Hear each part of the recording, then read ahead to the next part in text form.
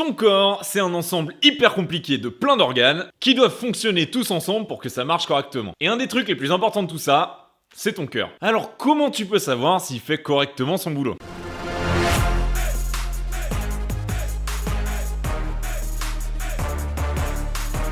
Avant de commencer, je tiens à préciser que cette vidéo est sponsorisée par Withings, qui est une entreprise française qui fait des objets de santé connectés et qui justement vient de sortir une montre qui permet de détecter les problèmes cardiaques. J'en parle un peu plus en fin de vidéo. Et la deuxième précision, c'est que ma caméra normale vient de mourir, donc je suis en train de filmer avec une espèce de GoPro, et puis ça se trouve ce sera pas si mal, donc vous me direz ce que vous en pensez en commentaire. Allez, c'est parti. Ton cœur, il est normalement fait pour fonctionner de manière régulière, et il va monter en régime quand ton corps a besoin de plus d'oxygène pour pouvoir faire circuler le sang plus rapidement. Genre pendant une séance de sport ou la première fois que tu vas embrasser quelqu'un. Tout ça fonctionne via des impulsions électriques qui, si elles sont bien cadencées, vont permettre des contractions efficaces qui va pouvoir pomper le sang de manière correcte dans ton corps. Et ça peut arriver que tout ça fonctionne plus correctement et plus très efficacement. Les signaux électriques de contraction, ils peuvent être envoyés pas toujours au bon moment ou pas toujours de manière régulière. Et ça, quand ça arrive, le système global, il commence à plus très bien marcher. Ça s'appelle une arythmie cardiaque. Et ça, c'est pas cool du tout parce que ça peut vraiment te créer des vrais problèmes de santé qu'on va aborder juste après. Bon, faut se mettre dans la tête que c'est le genre de truc qui peut arriver à tout le monde sans prévenir, à toi ou à moi, c'est pareil. Mais il y a quand même quelques facteurs qui favorisent l'apparition de maladies cardiovasculaires. Les facteurs, c'est assez simple, c'est des choses comme la vieillesse, l'obésité, les problèmes de thyroïde, l'hypertension ou les maladies pulmonaires.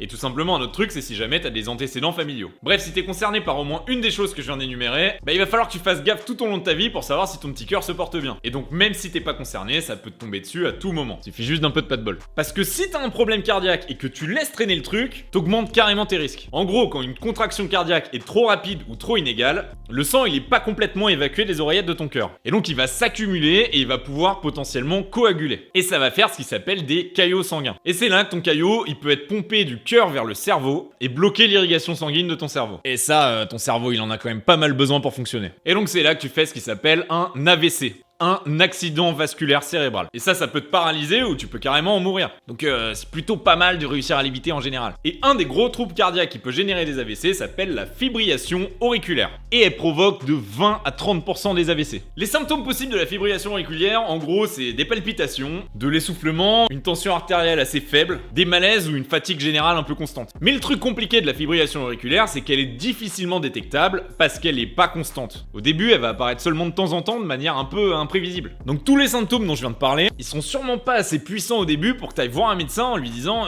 j'ai un problème cardiaque je pense. Et donc si jamais tu finis quand même par te pointer chez un médecin et que c'est un moment où ta fibrillation auriculaire elle est pas en train de te faire faire une arythmie cardiaque, le médecin il va te faire faire un électrocardiogramme pour checker si ton petit cœur va bien. Et en fait t'as des chances que pendant l'électrocardiogramme, ton cœur il marche correctement. Donc c'est un peu compliqué à détecter. Mais on estime que 90% des AVC qui sont générés par la fibrillation auriculaire, ils seraient évitables si elle est détectée assez tôt. Donc pour pouvoir détecter ces arythmies cardiaques, on utilise ce qui s'appelle un électrocardiogramme. ECG pour les intimes. En gros c'est une espèce d'ordinateur qui est capable d'analyser les impulsions électriques de ton cœur et qui va tracer des graphes pour que les médecins puissent analyser ta fréquence, ton rythme cardiaque et le flux sanguin vers tes ventricules. Et donc ta fréquence cardiaque, c'est simplement le nombre de battements par minute de ton cœur. En moyenne, c'est entre 60 et 80. Et ton rythme cardiaque, c'est le stimulus électrique qui provoque la contraction des ventricules. Bref, l'ECG, c'est le fameux bip, bip, bip, que tu vois dans les films et qui en général s'arrête quand les gens vont plus très bien. Donc normalement si on t'en fait, c'est soit que tu vas pas très bien et que t'es dans un lit d'hôpital, soit pour un examen, mais le plus souvent c'est quand même fait avec un médecin.